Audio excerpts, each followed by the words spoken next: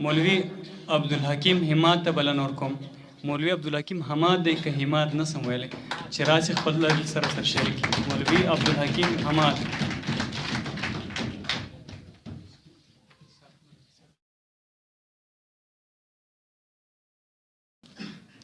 دا یو څو کنایانې دي نجاتمل ته ما د انارګل په مشاعره کې ورکړې وې، هغه هلته ویلي دي: ستا په ښایست پسې مې زړه داسې دغسې، ستا په ښایست پسې مې زړه داسې دغسې، لکه دغسې په اورو باندې دغسې، لا به تر څو داسې دغه یم لږ دغه خو وکړه، لا به تر څو داسې دغه یم لږ دغه خو وکړه، داسې نه سترګې مې په تا پسې دغسې، ما خوارکی له دغه مشړه دغه بسمه، ما خوارکی له دغه مشړه دغه بسمه، ستا د کوڅې خاورې مې سترګو ته دغسې.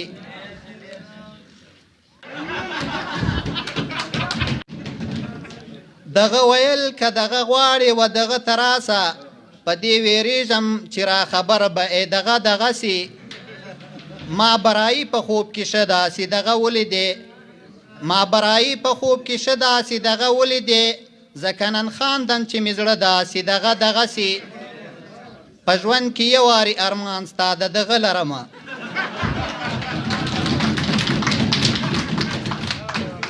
په ژوند کې یو وارې ارمان ستا د دغه لرمه، که دغه راکړې نو دغه به مې دغسې.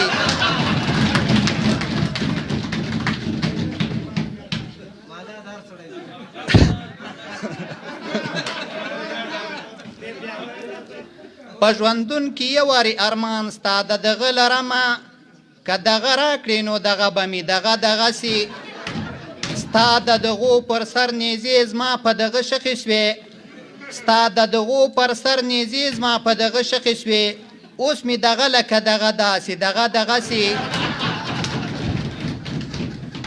دا مولوي حماد هم داسې دغه سړی دی، دا مولوي حماد هم داسې دغه سړی دی، که دغه ورکړئ نو دغه به یې دغسې، که دغه ورکړئ نو دغه به یې دغسې.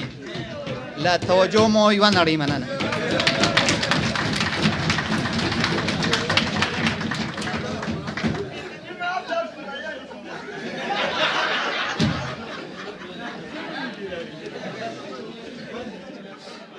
ډېره مننه.